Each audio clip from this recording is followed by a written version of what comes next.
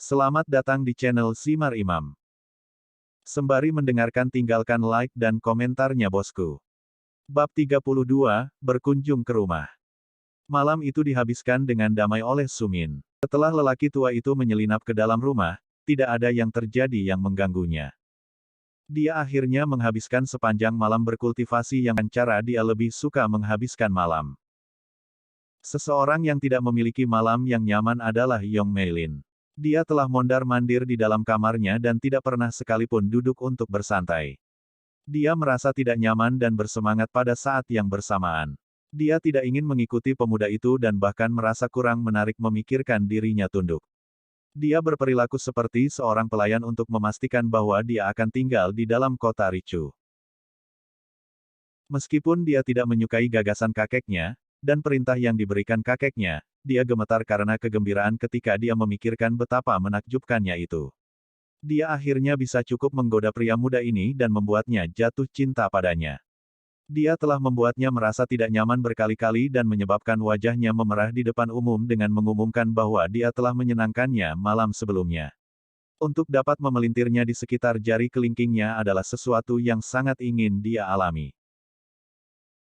Dua pemikiran yang saling bertentangan tentang pukulan terhadap martabatnya dan keinginan untuk menang terus-menerus bertentangan satu sama lain. Pada titik tertentu, salah satu emosi mengambil alih, tetapi digantikan beberapa saat setelahnya. Pada akhirnya, dia tahu bahwa tidak peduli bagaimana perasaannya tentang pekerjaan yang diberikan kepadanya, itu adalah sesuatu yang harus dia lakukan. Perintah dari kakeknya tidak mungkin ditentang, terutama karena dia ingin membuktikan nilainya. Dia ingin mengambil alih paviliun harta karun yang memikat ketika dia tumbuh dewasa.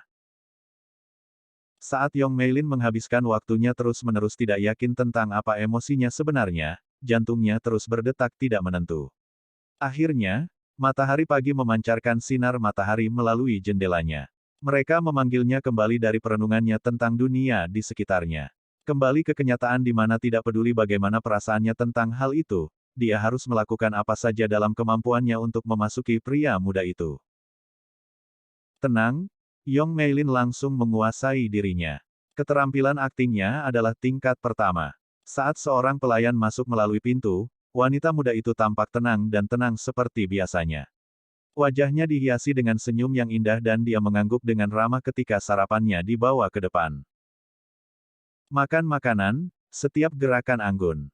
Semua pelayan di dalam ruangan, bahkan para wanita, semuanya terpesona oleh keanggunannya dan terpesona oleh kecantikannya. Melihat ini, senyum di wajah Yong Meilin tumbuh sedikit. Namun tiba-tiba, wajah senyum masam Sumin muncul di benaknya dan dia merasa kesal. Jika dia berperilaku seperti orang lain di sekitarnya, dia akan lebih menyukainya. Memakan sisa makanannya dengan senyum yang agak kaku di wajahnya, Yong Meilin dengan cepat minta diri ketika dia melihat bagaimana semua pelayan meninggalkan kamarnya. Di matanya, tekad bersinar saat dia menuju lemari tempat pakaiannya yang paling mewah digantung. Dia mengambil jubah merah yang pas dengan rok emas yang indah. Ada sulaman berwarna emas dari burung phoenix yang berjajar di seluruh jubah.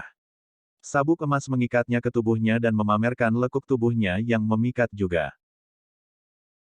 Melihat dirinya di cermin, senyum puas terlihat di wajahnya sebelum dia pindah ke tempat lain di dalam kamarnya. Dengan tangan yang berpengalaman, bubuk kapur dioleskan ke seluruh wajahnya. Dia mengoleskan zat merah pada bibirnya yang indah untuk menciptakan volume yang lebih penuh. Meilin menggunakan pensil untuk menguraikan matanya dan menonjolkan bulu matanya.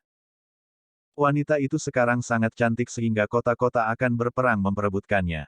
Dengan senyum puas, dia menata rambutnya dengan desain yang rumit dan membuatnya terlihat seperti bunga mekar yang dihiasi dengan mutiara yang terbuat dari emas.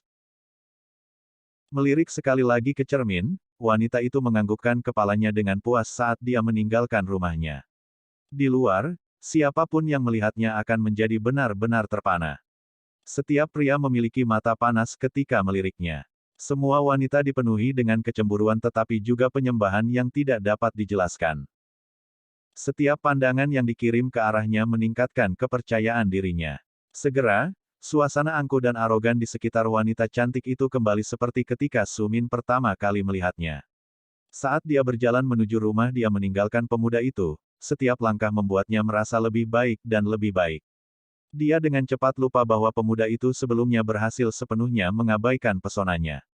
Dia dipenuhi dengan kegembiraan tentang bagaimana pemuda yang telah menyebabkan dia khawatir seperti itu akan jatuh cinta padanya begitu dia melihatnya. Senyum di wajahnya terus bertambah hingga akhirnya ia berdiri di depan rumah yang sebelumnya ia pinjamkan kepada pemuda itu. Dia berhenti sebentar sambil membuat seringainya yang jelas menjadi senyum yang memesona. Kecantikan dan keanggunannya terpancar dari setiap gerakan yang dia lakukan. Mengetuk gerbang halaman, Yong Meilin menunggu dengan sabar sampai gerbang itu dibuka untuknya tetapi tidak ada yang terjadi. Tidak ada suara yang terdengar dari dalam halaman dan tidak ada gerakan yang terlihat. Setelah mengetuk gerbang selama beberapa saat, udara anggun di sekitarnya mulai goyah. Senyumnya berubah masam dan matanya yang indah menjadi gelap dan dipenuhi amarah. Melihat tidak ada jawaban, wanita itu panik sekaligus lega. Dia panik karena tugasnya adalah memastikan bahwa pria itu akan tinggal di dalam kota Richu. Pada saat yang sama, dia merasa lega bahwa dia tidak perlu mencoba dan menarik pria muda itu. Dia merasa seolah-olah tugas yang ada terlalu sulit. Fakta bahwa tidak ada yang menjawab panggilannya dan gerbang tidak terbuka kemungkinan besar berarti tidak akan ada orang di dalam. Yong Meilin berdiri di luar dan merenung selama beberapa waktu. Akhirnya, dia mengeluarkan seikat kunci dan memilih satu yang mirip dengan yang dia berikan kepada Su Min malam sebelumnya. Dengan satu klik dari lubang kunci, gerbang perlahan terbuka yang memungkinkan wanita cantik itu masuk. Tergelincir ke halaman, Yong Meilin melihat sekeliling dengan panik. Dia memikirkan kemarahan yang akan ditunjukkan kakeknya ketika dia menyadari bahwa orang yang berharga telah meninggalkan kota tanpa banyak bicara kepada siapapun dan bahwa dia telah gagal dalam tugasnya. Hatinya bergetar saat dia takut kesalahan ini akan membuatnya kehilangan kursi direktur paviliun harta karun yang memikat. Halaman itu pada pandangan pertama tampak benar-benar kosong, namun, mata Yong Meilin dengan panik mencari setiap bagian dari area tersebut. Mata seperti Phoenix berhenti pada sosok di bawah bayang-bayang pohon besar. Angka ini tanpa diragukan lagi adalah Su Min. Tubuh bagian atasnya telanjang dan berkilau karena keringat saat berguling dari tubuhnya. Seluruh berat badan satu jari saat tubuhnya bergerak perlahan ke atas dan ke bawah. Udara di sekitarnya dipenuhi dengan bintik-bintik cahaya keemasan saat dia memasuki tahap kultivasi yang lebih tinggi. Dia berada pada tahap di mana tubuhnya secara alami mengisap esensi langit dan bumi. Tanpa duduk dalam bentuk kultivasi, ia menciptakan bintik-bintik cahaya yang masuk ke dalam tubuhnya. Yong Meilin benar-benar terkejut ketika dia melihat pria muda itu bekerja keras saat tubuhnya berkilauan karena keringatnya sendiri. Wanita muda itu tidak mampu mengalihkan pandangannya. Mereka hanya melebar karena terkejut dan dia benar-benar asyik memperhatikan pemuda itu. Saat itu pagi-pagi sekali, matahari sudah rendah di langit saat perlahan-lahan merayap lebih jauh dan lebih dalam. Yong Meilin hanya memiliki energi untuk pindah ke tempat teduh sendiri. Matanya terus-menerus terpaku pada pria di depannya. Pada awalnya, Yong Meilin mengira bahwa alasan dia mampu membunuh prajurit bintang 4 itu adalah karena ular yang dibicarakan kakeknya. Dia juga berpikir bahwa anak laki-laki ini entah bagaimana telah berhasil menemukan kekayaan yang berupa ular dan tanaman herbal legendaris. Sekarang dia melihat pria muda itu, dia memperhatikan bahwa setiap bagian tubuhnya dipenuhi dengan otot tanpa lemak. Meskipun keringat hampir menghujani tubuhnya, dia masih menang dalam latihannya. Tanpa ragu, dia adalah pekerja paling keras yang pernah dilihat Yong Meilin. Melihat kekuatan yang ditunjukkan pemuda itu, sekarang jelas bahwa dia tidak menggunakan trik apapun pada malam sebelumnya. Dia telah membunuh banyak pembudidaya hanya dengan meraih kepala mereka dan membanting mereka ke lantai. Seiring berlalunya waktu, satu-satunya perbedaan dalam pelatihan Su Min adalah dia berpindah dari satu jari ke jari lainnya. Dia memastikan dia melakukan push-up di setiap jarinya sebelum dia akhirnya melompat ke udara di mana dia mendarat dengan anggun di atas kakinya. Dia berbalik ke arah Yong Meilin dan senyum mempesona muncul di wajahnya. Senyum itu menyebabkan semua pikiran di benak wanita cantik itu menjadi berkabut saat jantungnya mulai berdetak kencang. Mengangkat lengannya, seekor ular melompat dari pohon di atas tempat dia berlatih. Ular itu naik dari lengan ke leher di mana ia melingkari kulitnya yang hangat. Keterampilan kamuflase sekali lagi diaktifkan dan ular itu tidak lagi terlihat. Melihat ini, wanita itu bahkan lebih terkejut. Dia akhirnya melihat ular yang sangat dihargai kakeknya. Di matanya, pria itu jauh lebih mengesankan daripada ular remaja. Untuk alasan apa aku diberkati dengan kehadiranmu? Tanyanya sopan sambil menatap wanita cantik di depannya. Senyum nakal menghiasi wajahnya saat dia mengambil kain lap dari tanah di sebelah semangkuk air. Seolah-olah tidak ada yang menonton, Sumin mulai mencuci dirinya sendiri dan menghilangkan keringat. Tindakannya menyebabkan Yong Meilin yang sudah tertegun menjadi semakin terkejut. Wajahnya menjadi merah padam dan matanya sangat lebar hingga hampir jatuh dari tengkoraknya. Mulutnya yang indah terus-menerus membuka dan menutup saat dia mencoba menjawab pertanyaan yang diajukan kepadanya. Aku datang untuk mengundangmu makan siang bersamaku di Taman Bunga." Akhirnya dia tergagap. Matanya tertunduk dan wajahnya merah. Dia sudah lama berbalik ke sisinya karena dia tidak berani menonton. Dia takut bahwa dia akan menjatuhkan sisa pakaiannya kapan saja. Melihat reaksi kecantikan yang angkuh, Sumin tidak bisa menahan tawa. Tawanya menyebabkan wanita yang sudah malu menjadi lebih malu dan sedikit marah. Waktu yang dibutuhkan pemuda itu untuk menjawab seperti keabadian bagi wanita malang itu. Namun, Sumin akhirnya tersenyum padanya dan menjawab. "Tentu," katanya dengan suara biasa. "Beri aku waktu untuk mandi dan memakai pakaian bersih." Tanpa menunggu jawaban, Sumin berbalik dan pergi menuju gedung yang diberikan oleh Yong Meilin. Di belakangnya, si cantik menghabiskan waktu mencoba menenangkan dirinya dan memastikan dirinya bahwa makan siangnya akan baik-baik saja. Bab 33, Taman Bunga Ilahi. Berdiri di dalam halaman, Yong Meilin tidak mampu menentukan apa yang harus dilakukan dengan tubuhnya. Pada awalnya, dia berjalan-jalan tanpa tujuan di dalam halaman tetapi kesabarannya menguasai dirinya. Akhirnya, dia berdiri di tempat dan mengetukkan jarinya pada jubah yang dia kenakan. Wajahnya berubah antara merah bit dan pucat pasi. Menunggu seorang pria adalah sesuatu yang belum pernah dia alami sebelumnya. Setiap kali dia memikirkan kata-kata yang dia ucapkan, anehnya dia merasa malu. Meskipun Yong Meilin dikenal suka menggoda pria dan menggoda tanpa malu-malu, dia tidak pernah mengalami hubungan yang benar dengan pria. Juga, dia belum pernah bertemu seseorang yang benar-benar bodoh seperti Sumin. Bahkan hari ini dia benar-benar mengabaikan kecantikannya dan malah berlatih keras. Bahasa tubuhnya tidak menunjukkan tanda-tanda peduli padanya. Dia bahkan mengatakan padanya bahwa dia akan mandi sementara dia menunggunya. Mengetahui bahwa dia sedang mandi telah membuatnya semakin gelisah dan tidak mampu mengetahui apa yang harus dilakukan dengan dirinya sendiri. Setelah apa yang tampak seperti selamanya bagi Yong Meilin tetapi hanya sekitar 15 menit. Sumin tiba di pintu depan sekali lagi. Kali ini, dia mengenakan pakaiannya yang bagus dan rambutnya masih basah karena mandi. Nafas bunga segar keluar dari rumah itu sendiri dan menyelimuti Yong Meilin. Indranya diserang oleh aroma dan pikirannya agak ditarik ke samping. Sambil menggelengkan kepalanya, dia akhirnya kembali ke kepribadiannya yang normal dan di dalam matanya ada sedikit amarah yang membara. Kemarahan ini muncul karena dia tidak bisa menolak perintah kakeknya. Itu juga kemarahan yang ditujukan pada dirinya sendiri karena dia benar-benar tidak mampu untuk tetap kuat di depan bocah aneh ini. Dia tahu bahwa sesuatu tentang dirinya bersemangat. Dia senang bisa bersama dengan seseorang yang berbeda dan ingin mengenalnya lebih baik lagi. Sumin tidak tahu apa yang terjadi di dalam kepala Yong Meilin. Yang bisa dilihatnya hanyalah upayanya untuk bersikap ramah dan kemarahan yang membara di matanya. Ini membuatnya percaya bahwa dia melakukan sesuatu yang pasti tidak ingin dia lakukan. Sumin secara pribadi tidak menyukai Yong Meilin tetapi dia juga tidak menyukainya.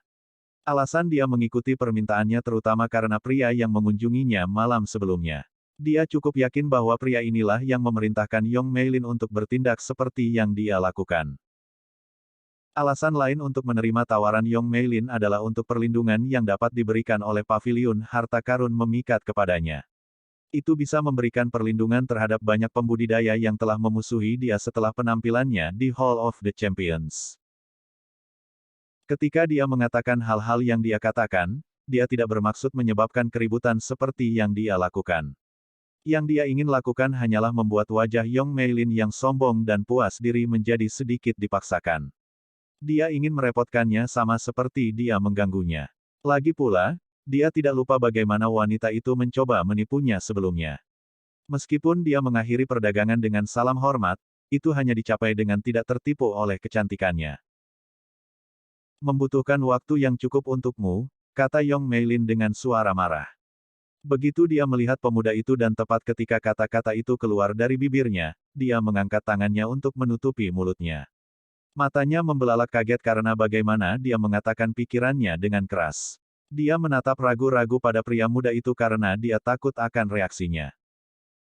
Mendengar kata-kata itu memang membuat Su Min merasa terkejut, tetapi tidak dalam arti yang buruk. Tawa terdengar di halaman saat pemuda itu tersenyum nakal pada kecantikan di depannya. Maaf, maaf, dia tertawa. Aku yakin kamu tidak ingin pergi bersamaku dengan bau keringat. Mendengar jawabannya, Yong Meilin melepaskan harum tenang. Dia seharusnya memastikan bahwa pemuda itu tidak pergi, namun, jika dia langsung menghinanya, kemungkinan besar itu salah. Iya, jika kamu tahu, maka mari kita bergerak, jawabnya. Sekali lagi, kepribadiannya yang angkuh bersinar dan dia sekali lagi merasa ingin menendang dirinya sendiri dengan keras. Pria muda itu tidak menunjukkan tanda-tanda benar-benar peduli dengan kepribadiannya tetapi malah mulai berjalan perlahan dan melihat sekeliling. Ketika dia pertama kali datang untuk mengunjungi paviliun harta karun yang memikat, saat itu tengah malam ketika matahari telah terbenam di balik tembok kota. Kedua kalinya dia tiba ketika dia memasuki Hall of Champions, sekali lagi pada malam hari. Berjalan melalui bagian kota ini pada siang hari adalah pertama kalinya Su Min melihat kota di siang hari. Dia tidak terburu-buru dan semakin banyak orang yang melihatnya berjalan dengan Yong Meilin semakin baik. Yong Meilin adalah sosok terkenal di seluruh kota Richu. Hari ini, kecantikannya bahkan lebih memukau daripada saat dia menjual barang di rumah lelang. Setiap pria yang melihatnya langsung mengenalinya. Mereka juga melihat pemuda yang berjalan dengan langkah riang dan gembira itu sementara Yong Meilin menyamai dia di sisinya. Yong Meilin tahu bahwa semua orang mengenalinya dan melihat bagaimana dia berjalan dengan seorang pria muda, tetapi apa yang bisa dia lakukan? Itu adalah perintah yang diberikan kepadanya dari kakeknya. Tidak mungkin dia bisa mengatakan tidak. Sebagai gantinya, dia memutuskan untuk membiarkan semua orang tahu bahwa pria ini dilindungi oleh paviliun harta karun yang memikat. Memutuskan ini, dia berbalik ke arah temannya dan tersenyum padanya. Senyumnya membuat rasa dingin menjalari tulang punggung Su Min. Meskipun dia balas tersenyum, dia tiba-tiba merasakan tingkat bahaya tertentu. Aku berencana membawamu ke Taman Bunga Ilahi. Ini adalah bagian dari kota di mana kuil-kuil berada dan taman bunga yang indah didirikan untuk melihat keindahan kehidupan. Di dalam taman yang indah ini ada satu restoran yang ingin saya bawakan untuk Anda. Hal ini dikenal untuk menghasilkan makanan lezat yang paling lezat di kota kami. Saya yakin seorang musafir seperti Anda ingin mencoba makanan lezat ini bersama saya. Mendengar kata-kata itu, Su Min sedikit terkejut karena dia tidak yakin mengapa mereka tiba-tiba ingin membawanya. Dia sekali lagi memikirkan bagaimana mata pria tua itu melebar karena terkejut. Jelas bahwa mereka benar-benar menghargainya berdasarkan hubungannya dengan ular hijau. Saya ingin beberapa makanan lezat, namun, ada sedikit masalah, kata Su Min sambil menghela nafas. Mendengar ini, Yong Meilin tampak bingung pada pemuda itu dan menunggu penjelasannya. Su Min mengangkat lengannya dan di lengannya seekor ular hijau muncul entah dari mana. Ular hijau ini menatap Yong Meilin dengan mata yang sangat ingin tahu. Anak kecil ini suka makan banyak, katanya, dan aku tidak yakin apakah binatang buas diperbolehkan masuk ke dalam restoran. Jika tidak maka saya khawatir saya juga tidak bisa pergi. Kemanapun saya pergi, dia juga pergi. Mendengar tekad dalam suara Su Min, Yong Meilin sedikit terkejut tetapi perlu lebih dari itu untuk mengejutkannya. Dia menganggukkan kepalanya, tergantung pada siapa tamunya, binatang buas diizinkan masuk. Anda diizinkan untuk membawa binatang itu ke dalam. Saya diberitahu tentang ular Anda oleh kakek saya, jelasnya. Meskipun dia tidak menyebutkan kakeknya sebelumnya, dia punya ide bahwa keduanya telah bertemu. Jika mereka tidak bertemu, tidak masuk akal mengapa dia tahu tentang binatang ular itu. Mendengar bagaimana Yong Meilin menjawab dengan jujur dan bahwa dia telah memikirkan Cao Cao, Su Min merasa sedikit berterima kasih padanya. Su Min tidak pernah memiliki seseorang yang bisa dia percayai sepenuhnya. Sejak usia sangat muda, orang-orang yang dia pikir bisa dia percayai telah berbalik melawannya. Tapi Cao Cao berbeda. Cao Cao seperti anak kecil yang telah melekat padanya dan yang sangat jujur sehingga dia tidak akan pernah mengkhianatinya. Belum lagi, mereka telah dihubungkan bersama oleh ayahnya. Keduanya saling bergantung satu sama lain. Mengikuti wanita itu, mereka berdua dengan cepat datang ke Taman Bunga Ilahi. Itu adalah taman besar yang dipenuhi dengan berbagai jenis bunga. Beberapa tanaman obat sementara yang lain bunga sederhana. Semuanya indah di bawah sinar matahari yang menyinari. Taman itu besar dan jalan-jalan kecil saling bersilangan dalam menuju lokasi yang berbeda. Beberapa dari mereka pergi menuju kuil sementara yang lain pergi menuju gerbang kota. Bahkan beberapa pergi menuju restoran yang mereka tuju. Kemanapun mereka berjalan, gosip mulai menyebar. Baik Yong Meilin dan Su Min tersenyum dan pura-pura tidak menyadari bahwa mereka sedang digosipkan. Keduanya mengobrol bersama dengan senyum di wajah mereka, percakapan mereka membosankan tentang apapun mulai dari cuaca hingga bunga yang mereka lewati saat berjalan. Bagi siapapun yang melihatnya, mereka tampak seperti pasangan yang sempurna. Mereka saling tersenyum dan keduanya tampak sangat cantik di bawah sinar matahari yang dikelilingi oleh bunga-bunga yang mekar. Segera, mereka berjalan menuju restoran yang mereka lihat di kejauhan. Mereka berdua duduk dan mengabaikan tatapan yang jelas. Obrolan mereka terlihat akrab. Awalnya, Su Min hanya mengangguk dan berkata iya dan tidak. Dia berpartisipasi dalam percakapan tetapi tidak mengindahkannya. Setelah mencoba berbagai mata pelajaran, Yong Meilin akhirnya menemukan satu hal yang menurut pemuda itu menarik. Berbicara tentang kultivasi memicu sinar di matanya. Dengan suara bersemangat, dia berpartisipasi dalam percakapan. Mengapa Anda melatih tubuh Anda secara fisik daripada hanya mengolah energi batin Anda? Yong Meilin bertanya dengan rasa ingin tahu saat dia melihat pemuda di depannya. Dia mengingat tubuh bagian atas yang berotot tapi ramping yang dia lihat sebelumnya hari itu. Meskipun dia tidak melihat banyak pria setengah telanjang, dia telah melihat beberapa. Dia melihat para penjaga dan generasi muda dari keluarga Yong berlatih di fasilitas pelatihan di dalam kediaman keluarga Yong. Orang-orang ini melatih berbagai jurus seni bela diri dan cara memurnikan energi langit dan bumi menjadi ki. Namun, mereka tidak melakukan latihan fisik apapun untuk meredam tubuh mereka atau membuat tubuh mampu menahan jumlah energi yang berlebihan yang harus mengalir melalui tubuh itu sendiri. Bayangkan ki menjadi anggur ini, kata Su Min sambil mengangkat secangkir anggur yang ada di antara jari-jarinya. Ki itu kuat dan jumlah kilah yang menentukan seberapa kuat seseorang. Namun, ki bergantung pada tubuh Anda seperti anggur ini bergantung pada gelas untuk menampungnya. Tanpa tubuh, ki akan menghilang dan berubah menjadi esensi dari langit dan bumi sekali lagi. Memikirkannya seperti itu, Yong Meilin sedikit bingung. Dia mengerti apa yang dimaksud Su Min, tetapi dia tidak mengerti mengapa penting baginya untuk terus melakukan latihan fisik. Semakin kuat tubuhmu, semakin banyak ki yang bisa kamu aktifkan, Su Min melanjutkan penjelasannya. Tapi kekuatan juga bisa digunakan tanpa ki. Setiap kali Anda mencapai bintang yang lebih tinggi, tubuh Anda secara otomatis akan meningkatkan kekuatannya.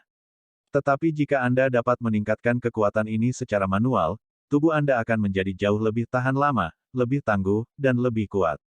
Anda melihat bagaimana saya mampu melemparkan manusia lain seolah-olah mereka bukan apa-apa di Hall of Champions, lanjut Su Min. Itu karena kekuatanku jauh lebih unggul dari prajurit bintang 1. Mendengar ini, Yong Meilin agak mengerti apa yang dia maksud. Dia tidak bisa tidak bertanya-tanya mengapa pembudidaya lain tidak melakukan hal yang sama. Mengetahui apa yang dia pikirkan, senyum masam muncul di bibir Su Min tetapi dia tidak mengatakan apa-apa. Dia tahu bahwa hanya sedikit pembudidaya yang memiliki kesabaran untuk melatih tubuh mereka secara fisik karena memperlambat kecepatan seseorang untuk memperbaiki energi batin. Ini adalah sesuatu yang tidak banyak ahli mau lakukan. Tepat ketika Su Min hendak mengatakan sesuatu, seorang pelayan datang dengan nampan berisi makanan. Tiba-tiba, seekor ular hijau muncul melingkar di leher Su Min. Dia dengan cepat merayap ke meja di mana dia mulai makan satu demi satu makanan lezat. Hal ini menyebabkan Sumin menertawakan kurangnya sopan santun dan Yong Meilin terkejut dengan kecerobohan yang ditunjukkan oleh manusia dan ular. Bersambung. Nantikan bab selanjutnya bosku.